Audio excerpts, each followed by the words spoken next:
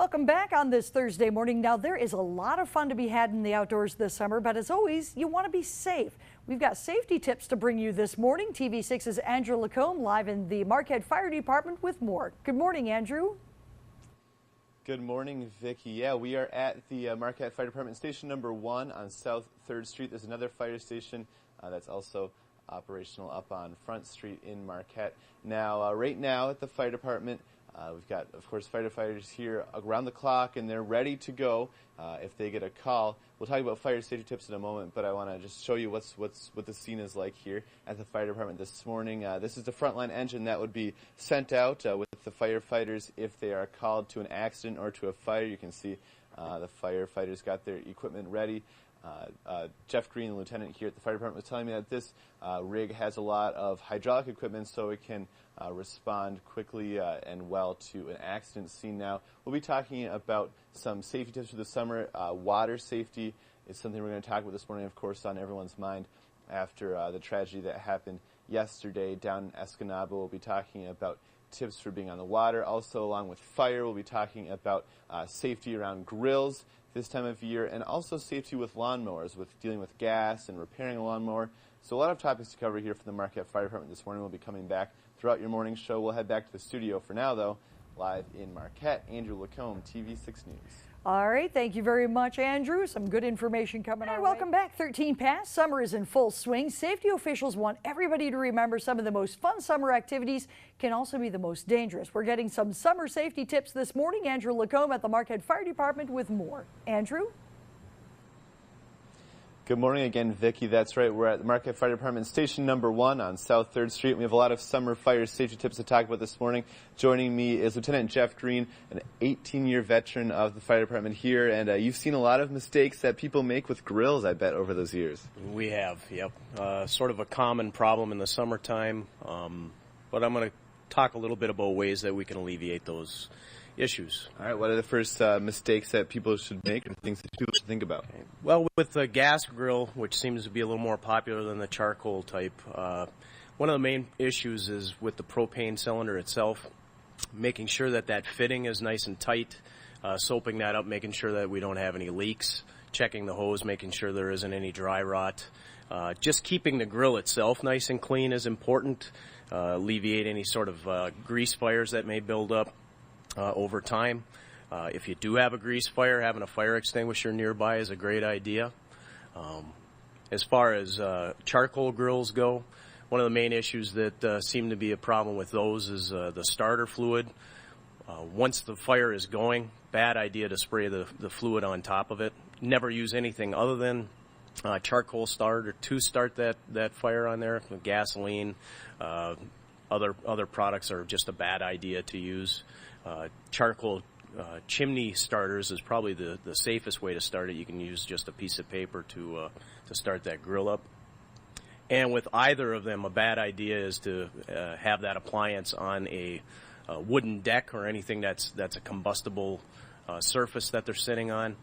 Probably best to have something underneath them if you're going to use it on a wood grill, something that isn't combustible, that's roughly 2 times the size of the unit kind of surrounding it.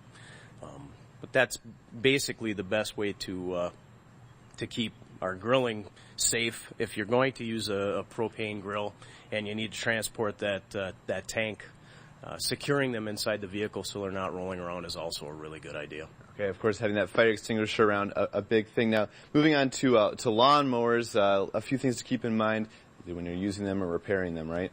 Correct. From a fireman standpoint, probably the biggest issue is the fact that they use gasoline. Vaporizes very quickly, makes it a very flammable, very explosive material to use. You never want to fuel up a lawnmower or any other gas appliance, if you will, that has been running so that it's hot. You never want to do any maintenance on that if there's gasoline in the fuel tank. Once you tip this thing over, if there's any gas in it, it's obviously going to spill out. We're going to have an issue there. If you're going to work on, say, a lawnmower, if you need to tip it over to take a look at the blade, great idea is to disconnect the spark plug. A lot of times people will turn it over and kind of rotate that blade around, and that's enough to actually start that motor if the spark plug is hooked up. So We definitely don't want to do that. Okay. Gasoline itself, an issue that we have from time to time, static electricity will build up in the bed of pickup trucks and in the trunk of cars, especially ones that are carpeted. If you're going to use a gas can, bring it to the gas station to fill it up. Always a good idea to take it out of the vehicle, set it on the ground and fuel it that way. That way that static electricity is grounded to the ground itself.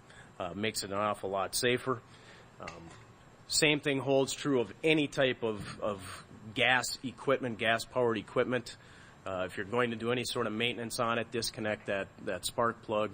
And if you're going to work on it again, make sure that fuel tank is dry. All right, Jeff, so a lot of great information there. I learned a few things myself here, so thanks for sharing that with us. And we're going to come back here later on this morning and talk a little bit more about some water safety and a little bit more about grease fires. So stick around, your TV6 Morning Show. We'll head back to the studio now, live in Marquette. Andrew Lacombe, TV6 News. All right, thank you very much, Andrew. Welcome back, everyone. We're talking fire safety this morning.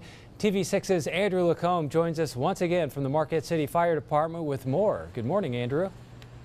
Hey, Greg, that's right. We're back here at the fire department on South 3rd Street in Marquette. Earlier we talked about some tips with lawnmower safety and grills. Now we're going to talk a little about water safety. The fire department responds to emergencies on the beaches here in Marquette, and Lieutenant Jeff Green joins us again. And you've got some of the equipment you use when you respond. Just where should people swim in the city of Marquette? Really the best places and the only places that we recommend you swim are at guarded beaches. We currently in Marquette have 4 guarded beaches. We have the South Beach, McCarty's Cove, North McCarty's Cove, and the Tourist Park Beach. Guards are there from noon until 8 o'clock, 7 days a week, from Memorial Day to Labor Day. Now, some people like being in the coldest water, of course, Lake Superior. But how does the cold water affect someone's swimming? Well, unfortunately, or fortunately, Lake Superior is a very large body of water, and it takes a long time for it to warm up. With water temperatures in the 50s right now, it doesn't take long for that cold water to turn you basically hypothermic, which renders a lot of your muscle activity somewhat useless. That's where people get in trouble. So if you're going to venture into the water, obviously make sure of your own physical limitations more than anything. Always swim with a buddy. Parents need to be very diligent with small children. You can't let them out of your sight for a minute. And kids should not be watching other kids. Just not a good scenario if you have, say, a 12-year-old sort of responsible for another 12-year-old. An adult needs to be present. Okay, now switching to grill safety again. Jeff, you've responded to a lot of, your department responds to a lot of incidents involving grills, and now grease fires are something that can happen on a grill or any time of the year. What should people think about with grease fires? Well, the main thing, grease fires are probably going to happen no matter how diligent you are cleaning your grill. The most important thing is to not panic and to not throw water on it. Water will exacerbate the problem. It's going to spread it all over the place because petroleum product is, and that's what grease is, lighter than water. It's not going to extinguish the fire. It's basically going to spread it all over the place. A lot of times all you need to do is close the grill lid, and that will put the fire out. If things get out of hand, you're going to ruin your food, obviously, but it's good to have a fire extinguisher handy. But basically, keeping it clean, being diligent about cleaning the grease trap on it is going to probably eliminate any of those problems. All right, Jeff, thanks so much for joining us this morning and sharing these tips with us. You know, it's fun to think about grilling and being in the water, but on a morning like this, as we look outside here, it started to rain a little bit down here in the city of Marquette, so people want to probably stay away from grilling and swimming for now. So we'll head back to the studio live in Marquette. Andrew Lacombe, TV6 News. I think the real heavy stuff should be there shortly. Thanks, Andrew.